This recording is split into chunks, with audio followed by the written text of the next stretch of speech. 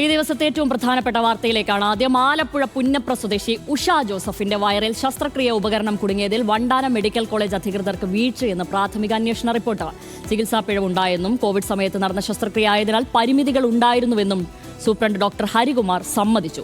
കുടുംബം ആരോപണം ഉന്നയിച്ച ഡോക്ടർ ലളിതാംബികയല്ല, ഡോക്ടർ ഷാഹിദയാണ് ശസ്ത്രക്രിയ നടത്തിയതെന്നും സൂപ്രണ്ട് വിശദീകരിച്ചു. എന്നാൽ ചികിത്സാ പിഴവിനെ നിസ്സാരവൽക്കരിക്കുന്ന വിചിത്രവാദമാണ് ഡോക്ടർ ലളിതാംബിക ഉന്നയിച്ചത്. ഡോക്ടറുടെ ഭാഗത്തു നിന്നുണ്ടായത് ഗുരുതര അനാസ്ഥയാണെന്നും വീഴ്ച വരുത്തിയവർക്കെതിരെ കർശന നടപടി സ്വീകരിക്കുമെന്നും ആരോഗ്യമന്ത്രി വീണ ജോർജ് പറഞ്ഞു. ഉഷ ജോസഫിന്റെ ചികിത്സാ ചെലവ് സർക്കാർ ഏറ്റെടുക്കും.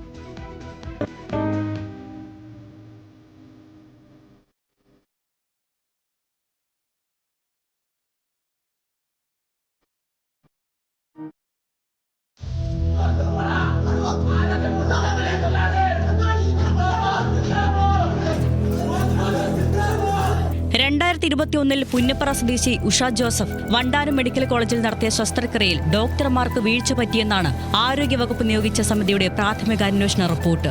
ചികിത്സാ പിഴവ് ആരോപണം ഉയർന്നതിന് പിന്നാലെ ആരോഗ്യമന്ത്രിയുടെ നിർദ്ദേശപ്രകാരമാണ് DME 4 സമിതിയുടെ റിപ്പോർട്ട് തേടിയത്.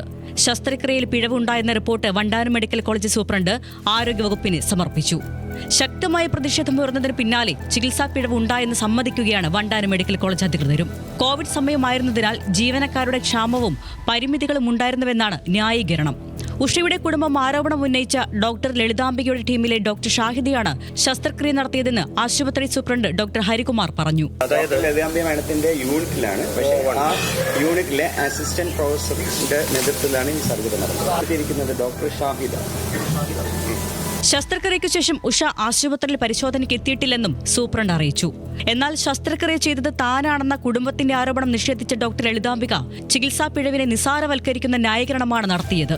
5 അല്ല 50 വർഷം ഉപകരണം വയറ്റിൽ കിടന്നാലും കുഴപ്പമില്ലെന്നായിരുന്നു വാദം. പക്ഷേ ഇത് വയറ്റിലുള്ളതുകൊണ്ട് ഒന്നും അറിയത്തില്ല, വെക്കാന്നല്ലേ തെറ്റാണ്. പക്ഷേ വയറ്റിൽ ഇത് ഇരുന്നുകൊണ്ട് ഒന്നും അറിയാം. ഇത് പണ്ട് 20 കൊല്ലം മുമ്പ് വെച്ചതും ആകാം, ഇപ്പൊ വെച്ചതാന്നുള്ളതിന് ഒരു തെളിവുമില്ല.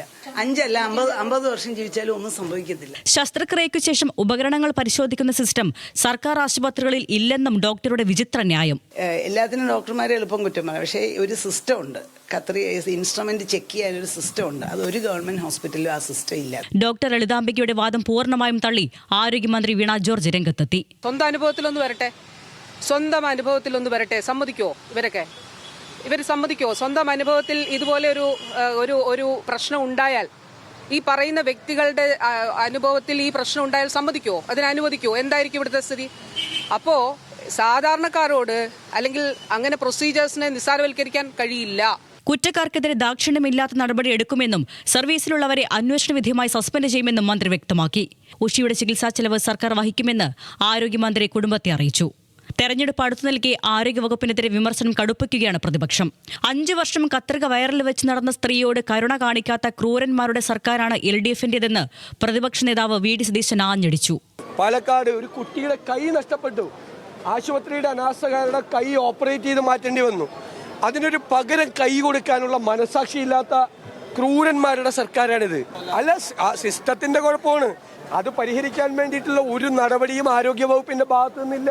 വാർത്താ സമ്മേളനത്തിനിടെ യൂത്ത് കോൺഗ്രസ് പ്രവർത്തകർ വണ്ടാനം മെഡിക്കൽ കോളേജ് സൂപ്രണ്ടിന്റെ ഓഫീസിലേക്ക് ഇരച്ചുകയറി.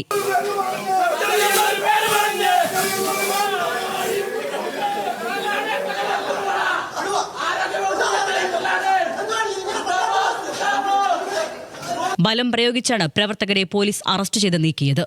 കോഴിക്കോട് മെഡിക്കൽ കോളേജിലെ പ്രസവ ശസ്ത്രക്രിയയ്ക്കിടെ വയറ്റിൽ കത്രിക കുടുങ്ങിയ ഹർഷിന ഉഷ ജോസഫിന് ഐക്യദാർഢ്യം പ്രഖ്യാപിച്ച് പ്രതിഷേധ സമരം നടത്തി. ആരോഗ്യവകുപ്പ് കൃത്യമായ നടപടിയെടുത്തിരുന്നെങ്കിൽ ചികിത്സാ പിഴവുകൾ തുടർക്കഥയാകില്ലെന്നായിരുന്നു ഹർഷിനയുടെ പ്രതികരണം.